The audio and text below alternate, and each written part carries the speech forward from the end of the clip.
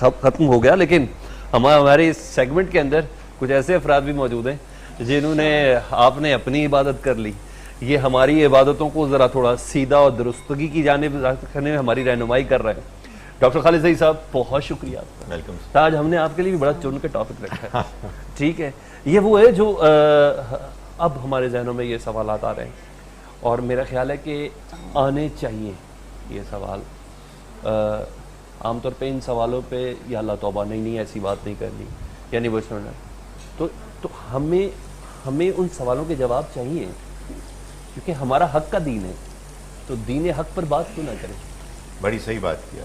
ہم بات کرتے ہوئے تب ڈرے نا جب میرے دین میں کوئی کمزوری ہو، جب ہے ہی نہیں تو ڈر کس بات کا؟ اور جب آپ اس کے بارے میں سوال کر کے جانیں گے تو آپ اس کی حقانیت اور سچائی کو زیادہ بہتر طریقے سے سمجھ پائیں گے، اور آپ کا اطمینان بڑھے گا، ٹھیک، بالکل، جس کو ایمان کہتے ہیں۔ اچھا، ہم لوگ ترجمہ و تفسیر سے قرآن پڑھ رہے ہیں آج کل رمضان میں، بیشتر گھروں میں پڑھا جاتا ہے، اور جو عام طور پہ سال بھر قرآن کو اس رغبت کے ساتھ نہیں دیکھ پاتے تو کوشش کرتے ہیں کہ اس مہینے میں ذرا دیکھیں۔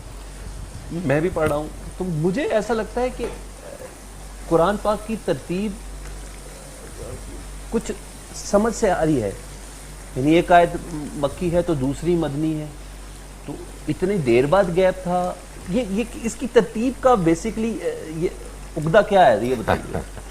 دیکھیں، ایک بات تو یہ سمجھ لیں کہ بالکل ابتدا میں جب نبی اکرم صلی اللہ علیہ وسلم پر قرآن مجید نازل ہونا شروع ہوا تو ایک سورہ مبارکہ نازل ہوئی، سورہ قیامہ، جو اب سورہ نمبر 75 ہے۔ ابتدائی صورتوں میں سے اگر اب سورہ نمبر 75 ہے، اس کی آیات نمبر 16 سے 19 تک اللہ تعالیٰ نے یہ بات بیان فرمائی کہ نبی صلی اللہ علیہ وسلم کو قرآن مجید کے آنے کا انتظار رہتا، اور جب قرآن مجید کی وحی نازل ہوتی تو آپ اس کو جلدی پانے کے لیے تیز تیز پڑھتے کہ وہ جلد سے جلد ملے اور زیادہ ملے۔ تو اللہ تعالیٰ نے آپ کو یہ ہدایت دی کہ لا تحرک بہ لسانک لتعجل بہ، آپ اپنی زبان کو تیزی سے نہ ہلائیے کہ آپ کو جلدی مل جائے۔ انا علینا جمعہ وقرآنہ، یہ ہماری ذمہ داری ہے کہ ہم اس کو جمع بھی کریں گے اور اس کو پڑھ کر بھی سنائیں گے۔ فَإِذَا قَرَأْنَاهُ، پھر جب ہم اس کو پڑھ کر سنائیں، فَاتَّبِعْ قُرْآنَ، تو آپ بھی اس کے پڑھنے کی پیروی کیجیے۔ صحیح۔ ثُمَّ إِنَّا عَلَيْنَا بَيَانًا، پھر ہماری ذمہ داری ہے کہ ہم اس کو بیان اور واضح بھی کریں گے۔ چنانچہ مدینہ منورہ میں جتنے بھی آپ نے رمضان گزارے، تو جبرائیل علیہ السلام نبی اکرم صلی اللہ علیہ وسلم کے سامنے قرآن پڑھتے اور آپ پیچھے پیچھے پڑھتے، آپ پڑھتے اور وہ پھر سنتے۔ یہ جو قرآن اب آپ پڑھتے تھے یہ ترتیب میں بڑا مختلف تھا، جو آپ نے بھی بیان بھی فرمایا۔ چنانچہ آخری رمضان میں پورے کا پورا قرآن پڑھا گیا، حضرت جبرائیل نے پڑھا، نبی صلی اللہ علیہ وسلم نے سنا، آپ نے پڑھا، انہوں نے سنا۔ اچھا، اور یہ کہتے ہیں 2 مرتبہ ہوا، اور اس خاص سال میں صحابہ کرام میں سے بھی بعض آپ کے ساتھ تھے۔ چنانچہ اب یہ قرآن ہے، آپ دیکھیے جو آپ نے بھی سوال فرمایا کہ یہی قرآن ہے کہ جو تمام مسلمان الحمدللہ بالاتفاق مانتے ہیں کہ سورہ فاتحہ سے لے کے سورہ ناس تک 114 صورتیں اسی ترتیب میں اب قرآن مجید۔ اچھا، اگر میں اس بات کو سادے الفاظ میں سمجھوں تو قرآن کی ترتیب وہی ہے جو اللہ جل جلالہ نے ہمیں آخری رمضان میں جو ترتیب ہمیں مہیا کی، بالکل ود دا وسیلہ آف جبرائیل امین، ایسا ہی ہے، ایسے ہی ہے۔ اب اس پہ وہ سوال پیدا ہوتا ہے کہ بھئی آخر کیوں؟ میں یہی تو پوچھ رہا ہوں کہ میں نے کہا شاید آپ میرے جواب سے کنی کترا گئے ہیں، مگر نہیں بھائی کنی کیسے کترا گئے؟ خدا تعالیٰ خود فرماتے ہیں کہ تم کیا قرآن پر غور نہیں کرتے؟ 2 مرتبہ بڑے زور و شور سے فرمایا، اور سورہ محمد جو سورہ نمبر 47 ہے اس کی آیت نمبر 24 میں تو یہ فرمایا کہ کیا یہ قرآن پر غور نہیں کرتے، کیا ان کے دلوں پر تالے پڑے ہوئے ہیں، انہیں ہوا کیا ہے؟ اب میں پہلے ایک آپ کو مختصر جواب دے رہا ہوں، امید ہے اس جواب کے بعد آپ پھر سوال کریں گے تو مزید جواب دوں گا۔ بالکل بالکل۔ قرآن مجید کی یہ موجودہ ترتیب، جو اس کی ترتیب نزولی سے جو ہسٹوریکل ترتیب تھی، جس ترتیب میں وہ حضور پر نازل ہوا، اس سے بہت فرق ہے۔ اس پر غور کر کے یہ معلوم ہوتا ہے کہ اس میں 3 نمایاں چیزیں ہیں کہ جو اللہ تعالیٰ نے ملحوظ رکھی۔ ایک، तमाम सूरतें 114 सूरतें, उनमें जितनी भी आयात हैं वो किसी सूरा के एक मरकजी मजमून से जाके ऐसे जुड़ती हैं कि पूरी सूरा आपको एक मानवी इकाई नजर आती है, सही, एक मीनिंगफुल यूनिट होल नजर आती है। सही, हर सूरा उसको किसी ना किसी तरह से सर्व कर रही है, उसके मफहूम को वाज़े कर रही है, बयान कर रही है। ये एक नुक्ता है। दूसरा पहलू कुरान मजीद की मौजूदा तरतीब का ये है कि 114 सूरतों में से 6 की इस्तिस्ना एक्सेप्शन निकाल के 108 सूरतें 54 जोड़ों में, यानी 2 सूरतें एक साथ आती हैं और जोड़ा जोड़ा होती हैं। सही, सो 54 जोड़े हैं कुरान की सूरतों के। सही है। तीसरा पहलू ये है कि पूरा कुरान मजीद 7 सूरतों के ग्रुप्स में मुनक़सिम है, ऐसे कि हर ग्रुप में पहले एक या एक से ज़्यादा मक्की सूरतें आती हैं, ठीक, और फिर इख्तिताम में एक या एक से ज़्यादा मदनी सूरतें आती हैं। ठीक, चुनांचे मौजूदा कुरान मक्की मदनी सूरतों पर मुश्तमिल 7 ग्रुप्स हैं जिन पर के वजह नज़ूल में कन्फ्यूजन कहीं नहीं होगी? कहीं नहीं। देखें, नबी वजह तफसीर में वजह नज़ूल तो जानना ज़रूरी है ना। नबी सल्लल्लाहु अलैहि वसल्लम जब तशरीफ़ लाए तो आपके सामने अल्लाह की तरफ से एक मिशन था। वो मिशन ये था कि शिर्क कुफ्र ख़त्म हो जाएगा और दीन का गलबा हो जाएगा। ये मिशन धीरे धीरे पूरा हुआ। इस मकसद के लिए आपको 22-23 साल जो दौरे नबूवत है उसमें कदम कदम पर रहनुमाई की ज़रूरत थी। चुनांचे कुरान मजीद अव्वल उसी रहनुमाई के साथ, उस तरतीब के साथ आया जिसमें आपको रहनुमाई की जरूरत है। मैंने ही सारे मुसलमान बनाने, तुम भी कोई सवाल कर लो। जो कह तो रही थी मैं डॉक्टर साहब से इतने सवाल कर रहे हैं। सारे अपने सवाल अब भूल गए, अब उनकी बारी है। हाँ जी, प्लीज प्लीज प्लीज। अब जो हम कुरान पाक पढ़ते हैं उसकी तरतीब कैसे हुई, कैसे कैसे बनी उसकी तरतीब? मैंने अभी गुजारिश की जी। कि ये तरतीब जिब्रील अलैहिस्सलाम ने 9 रमज़ान जो हुजूर ने मदीने में गुजारे वो बयान करते रहे। जी। सो ये तरतीब आप यूँ समझिए कि मक्के में भी होगी, लेकिन मदीने में तो वो रीअरेंज होनी शुरू हो गई। ठीक। और जब कुरान पढ़ा जाता रमज़ान में तो वो उस तरतीब से पढ़ा जाता जो आज हमारी मौजूदा तरतीब है।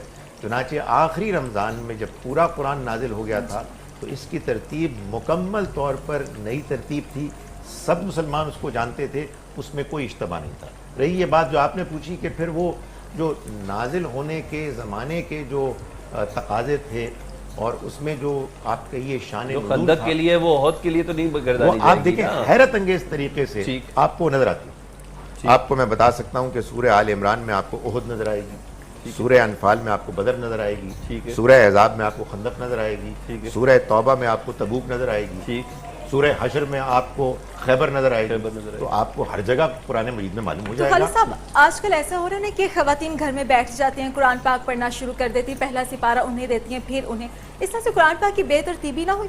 देखिए, ये बात जान लीजिए, जी। नबी अकरम सल्लल्लाहु अलैहि वसल्लम ने जो हमको कुरान दिया है उसके 3 पहलू हैं बस। एक, इसकी 114 सूरतें, 2, इसकी ये तरतीब जो पहली तरतीब से बहुत मुख्तलिफ है, मगर ये अल्लाह की दी हुई है। और आप, मैं दोबारा कहता हूँ कि आप देखिए मुसलमान आपस में कितना इख्तलाफ करते हैं, इसमें कोई इख्तलाफ नहीं है कि सिर्फ यही कुरान है। और तीसरा, उसकी आयात। इसके अलावा ये सिपारे वगैरह ये बात के दिनों में इंट्रोड्यूस हुए हैं। इसमें आप जानते हैं कि दुनिया इस्लाम में बाज़ जगह ये राइज है, बाज़ जगह राइज। देखिए, ये लगता है ज़्यादा यही है कि दूसरी तीसरी सदी के बाद हुई, दूसरी सदी। हाँ, ये जो अराब का तो हज्जाज बिन यूसुफ से है ना जी। देखिए, वो भी आप समझ लें। ठीक, एराब जो हैं ये असल में उन लोगों के लिए होते हैं जिसको हरकत कहते हैं, जिनको अरबी नहीं आती। सही। मैं आपके साथ उर्दू बोल रहा हूँ ना, उर्दू के हर लफ्ज़ में एराब है, यानी अलिफ पर उर्दू की पेश है, लेकिन हम जब लिखते हैं तो उसको बयान नहीं करते। बिल्कुल ऐसे ही है। अगर कोई ऐसा शख्स के जिसको उर्दू नहीं आती, नया उर्दू सीख रहा है, तो उसके लिए हम उसको लगाएंगे। अच्छा, ये कुरान की इसरार है ना जिसकी बिना पर एक आयत का तर्जुमा है कि हमने बहुत से लोगों की हिदायत और यकीन जाना बहुत से लोगों के लिए गुमराही भी इस पे रखी है, समझने वालों के लिए बहुत निशानी है। कोई शक नहीं, ये वही इसरार है, वही मंतक है। यानी उसमें मंतिक ये है सादा सी, आपकी नीयत अच्छी है, ठीक, आप एक अच्छे इंसान हैं, آپ دھیرے دھیرے قرآن مجید کو سمجھنا شروع کریں گے. ٹھیک. آپ کے اندر پہلے ہی سے کھوٹ ہے, آپ اللہ کی دی ہوئی فطرت کو بگاڑتے ہیں. قرآن نے بیان کیا ہے, رشتہ داریاں کاٹتے ہیں, توڑتے ہیں, اللہ سے کیے ہوئے عہد کو پورا نہیں کرتے اور دنیا میں فساد مچاتے ہیں. تو یہ وہ فاسق لوگ ہیں جن کو اللہ تعالیٰ کہتے ہیں کہ اللہ ان کو قرآن سے گمراہ کرے گا, ہدایت نہیں دے گا, گمراہ کرے گا. تو اس لیے دیکھیں, جب آپ قرآن کھولیں تو آپ کا مقصد یہ ہونا چاہیے کہ مجھے اللہ کی کتاب سمجھنی ہے, مجھے اس سے ہدایت پانی ہے, مجھے اس کے معنی سمجھنے ہیں. کیسے وہ سمجھائے گا؟ سوال پیدا ہوں گے جیسے آپ سوال کر رہے ہیں, سوالات کے جواب ملیں گے. میں نے جواب دیا, آپ کو کچھ سمجھ میں آیا, کچھ نہیں آیا, کسی اور سے پوچھیں اور اپنے ذہن کو اپلائی کرتے ہیں. تو خالد صاحب, قرآن پاک اور احادیث کا آپس میں کیا تعلق ہے؟ دیکھیں, احادیث مبارکہ نبی اکرم صلی اللہ علیہ وسلم کے وہ ارشادات ہیں جن کو آپ نے وقتاً فوقتاً بیان فرمایا, اور کچھ افراد نے ان کو سنا اور آگے اگلی نسل میں کچھ کو بتا دیا. یوں چلتے چلتے تیسری صدی ہجری میں بعض علماء نے, محققین نے بڑی محنت کر کے, قربانیاں دے کے ان کو کتابی شکل میں یکجا کر دیا, اور ان کے اندر جو راوی تھے, نیریٹرز, جنہوں نے ان کو بیان کیا, یعنی کسی صحابی سے کسی تابعی نے سنا, تابعی سے تبع تابعی نے سنا, ان سے پھر اگلی نسل کے کسی نے سنا, انہوں نے مثال کے طور پر امام بخاری کو سنایا. تو امام بخاری نے مثال کے طور پر یہ بتایا کہ میں نے ان سب افراد کی تحقیق کی ہے اپنی امکانی حد تک. یہ دیانتدار تھے, ان کا حافظہ اچھا تھا, یہ بات کو سمجھتے تھے, یہ ایک دوسرے سے ملاقات بھی کر چکے. سن کے ہی بولا نا جی, وہ سن کے. تو انہوں نے ہم کو یہ بتایا کہ یہ حضور کے ارشادات ہیں. اب آپ نے پوچھا کہ اس کا قرآن سے کیا تعلق ہے. بھائی, اگر نبی صلی اللہ علیہ وسلم کا ارشاد ہے تو وہ قرآن کے مطابق ہی ہوگا. ہم اس کو قرآن کی روشنی میں سمجھیں گے.